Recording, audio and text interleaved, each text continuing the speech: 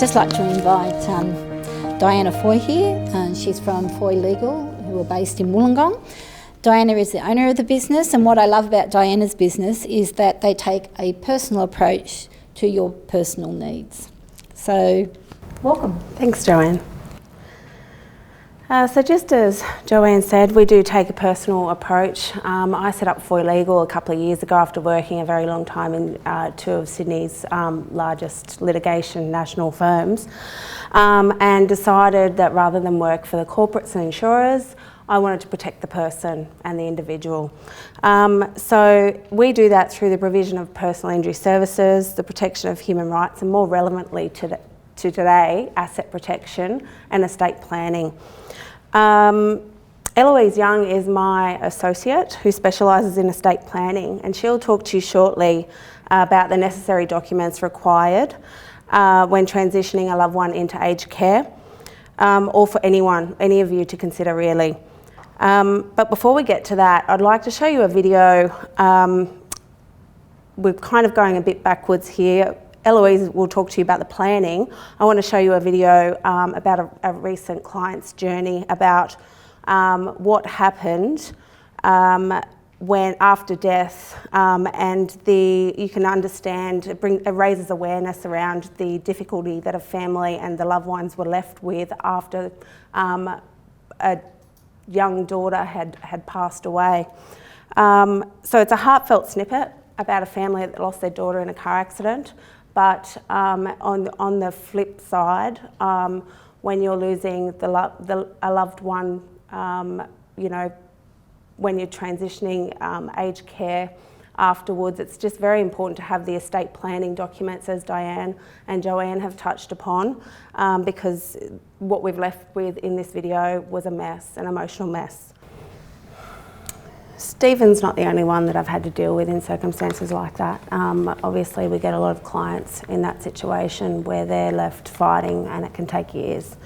It can be avoided by getting the estate planning documents in order, which Eloise will now talk about. We've included discount vouchers for estate planning in bags which will be handed out at the end of this talk, and once Sharon's from Parsons is finished. Should you require any more for family or friends or yourselves, there are some also by the door. We've also got complimentary instruction sheets. So it's about 8 to 10 pages of prompting you or your loved ones through, beneficiaries, executors, like those questions that might be asked of a lawyer when you're going to get your documents prepared. So now I'll just hand it over to my associate. Hello. We don't have slides, just that one's good enough. I'm hoping I'll be captivating enough. I don't need a will. Everything's going to go to my husband. It'll be fine. The kids get along. Sound familiar? Sound familiar? Yeah. The house will sell in a week. No problem. We don't need to sort our assets out. The bank will do it. Actually, I don't know where my certificate of title is. Have we got a will, Dove? I don't know. I think we did one back in the 80s. Have we seen that lawyer around recently? He might have died. Where's the documents? Guys, this is not a strange occurrence. They are not uncommon utterances. Every Jack and every Jill needs a will. Say it. Every Jack and every Jill needs a will. It doesn't matter if they're Jack by themselves. It doesn't matter if they're Jack Jr. It doesn't matter if they're Jill. It doesn't matter if Jill's married to another Jill. You still need your documents. You will not get into any kind of aged care without them. And you need to do right by those who are left. You saw from the video, it's not just about you. It's not just about who'll get your stuff. It's not about whether your kids get along. It's not about whether mum and dad seem to have everything sorted. We won't ask them, it might offend them. You know what will offend them? Going through the heartache of having to deal with the pile of paperwork that is left behind when someone passes away without a will. The amount of paperwork goes from, here's the will, I can prove that I'm that person, sign here, to proving who that person was, proving that you were married to them, proving how many children they have, proving that those children are still alive, getting all of those children in a room to sign a document when 2 of them don't speak to each other and haven't done so for 10 years since mum's funeral. It's not uncommon. But it is easy. It is easy to do, but it's easier to solve. What people need, there are three separate documents that you will need. Actually 4 if you include the superannuation benefit that Diana was talking about before. The first one is a will, which is the document that most people know the most about. It's a what if document that deals with the what now. What if I pass away? Who looks after my children? Or where does my stuff go? Does my house go to 1 child? Does it go to 3 kids? Does it go equally between all of them? I don't want any fights. Or is there 1 child that maybe hasn't been so close in the last 10 years or so that you might want to leave out? They're all questions, they all need answers.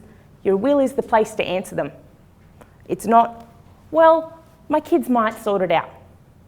Because your kids will not sort it out by themselves. They will need a lawyer to sort it out for them, and that lawyer charges a lot of money because it takes a lot of time.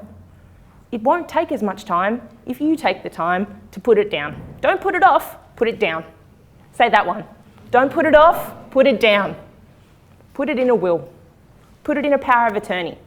Put it in an appointment of enduring guardianship.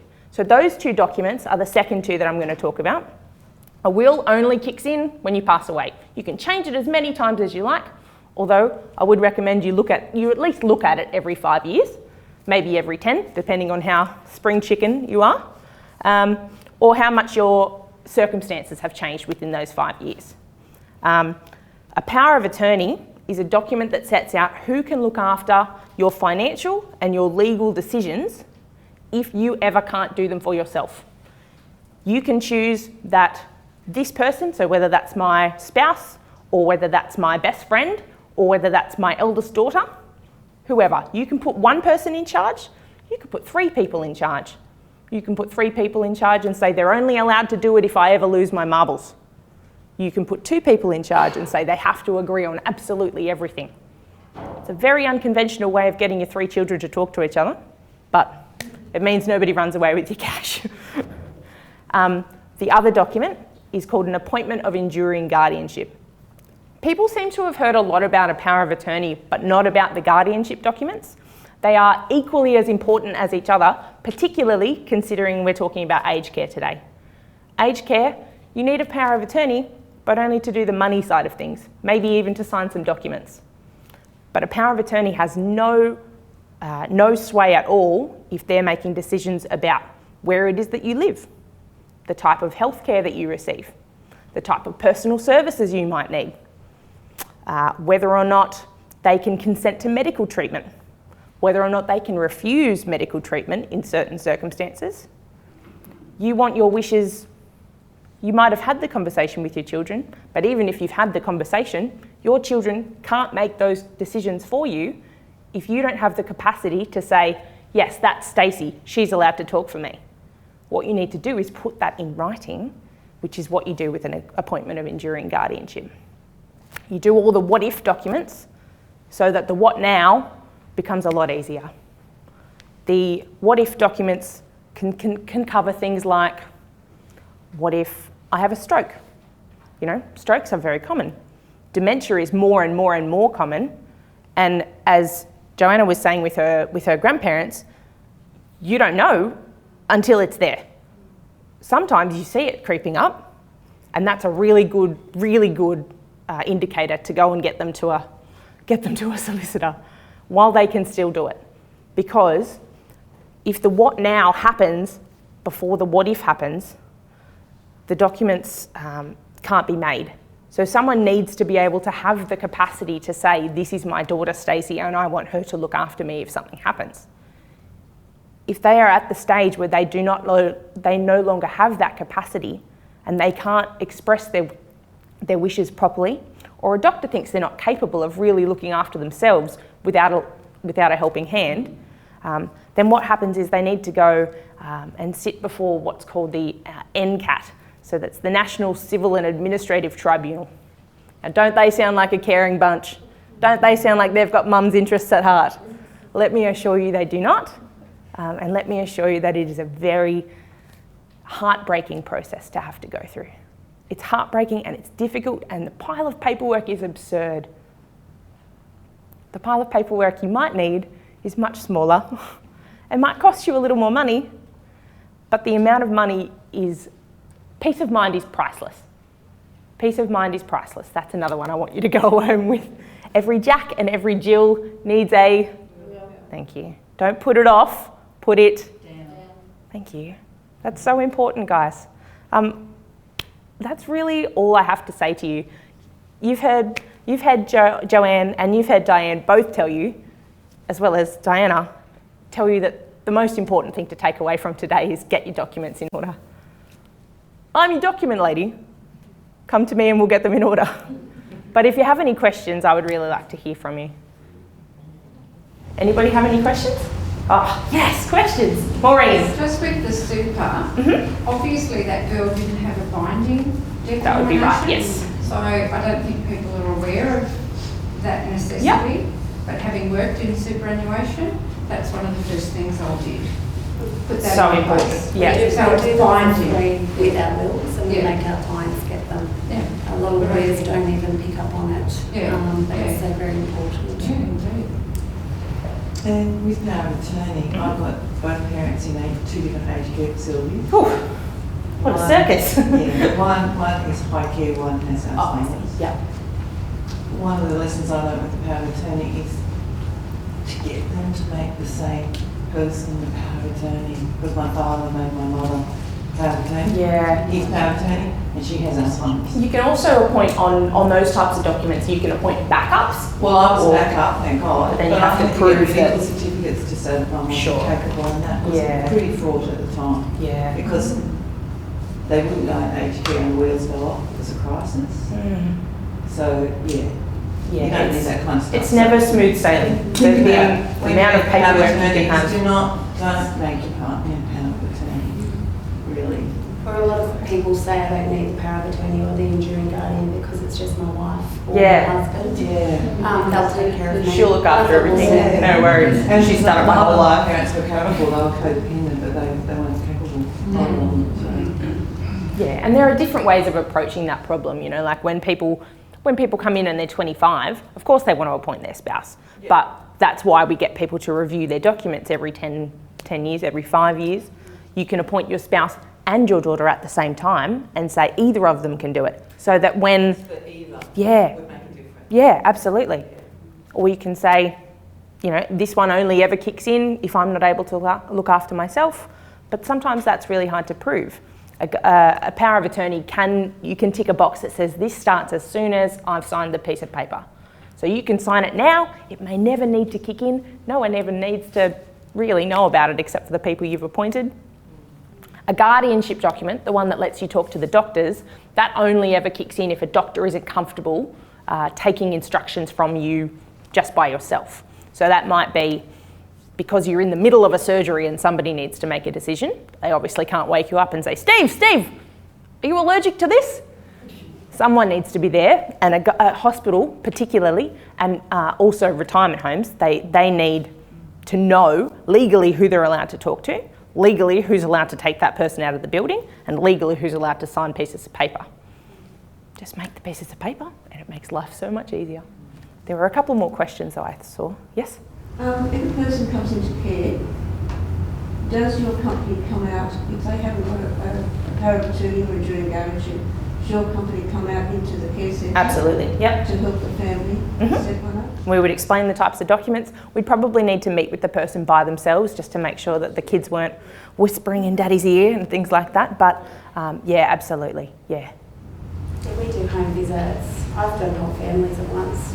Like, so Yeah, come over for dinner. children. Yeah, and they all get them done together. It's the easiest way. And everyone's across each other. Everyone's on the same page. It's Yep, very literally. Yeah. Recently in the news South Wales. I was at the ACT before that. Welcome. And we mostly only have an enduring power of attorney. So what's the difference between the enduring power of attorney and the appointment of enduring guardianship? So a power of attorney, enduring power of attorney I'm talking about, not power of attorney. Well, they're the same thing. So there's two types of power of attorney. Yes. One's called a general power of attorney, which would be, I'm going away for 6 months. I want my mate Diana to be able to pay my bills for me while I'm away because I've got renovations happening on my house. So I make a general power of attorney that appoints my friend Diana to look after my financial and legal affairs in Australia from now until June. An enduring power of attorney is one that says this will continue if I lack the capacity to change it. So that kicks in now when I sign it, but it continues. That's what makes it enduring. A power of attorney only deals with financial and legal matters, though. It has nothing to do with your health and lifestyle decisions. But it had a little thing on the bottom of it. Was that a Canberra one? So they're all state specific. So if you had one for the ACT, you may need to look at updating it for a New South Wales situation. Yeah. Thank you. That's all right. Yes. I'm not actually here for this, but my auntie, she lives in Penrith. Okay. And we won't hold that against her. Nieces and nephews are in Wollongong, and her sister's elderly. She's in Wollongong too. Yeah. So for my auntie to appoint a power of attorney or the enduring guardianship, who else can she call? Because they said that we were too far away for it. And also, she doesn't want her son and daughter, whoever she's dealing with, like her solicitor or whoever it is. But also, she doesn't want her son or her daughter to be a part of that process. So who else can she ask? She can appoint you. If you, yeah. But if it's not like you live in Africa. Like, is there a professional that can act on her behalf? No, it has to be someone. Needs to be somebody. It doesn't need to be a family member, but yeah, it can be a friend or just somebody. Yeah. But it certainly could be you. Don't let somebody say that. I've had people overseas. I've had people interstate. Oh really? Yes. Yeah. Yeah. It's definitely not an issue. Yeah. It's 2017. You don't need to. Yeah. Get on a boat to get here or anything like that. It's not. Provided you were sound mind. Yes, absolutely. Yeah, provided she's of sound mind and can say, I would like this person to act on my behalf. Yeah. Get it in now. I think we're done. Fantastic. Hopefully I was captivating enough. Thank you very much. Oh, you're welcome. Not a problem.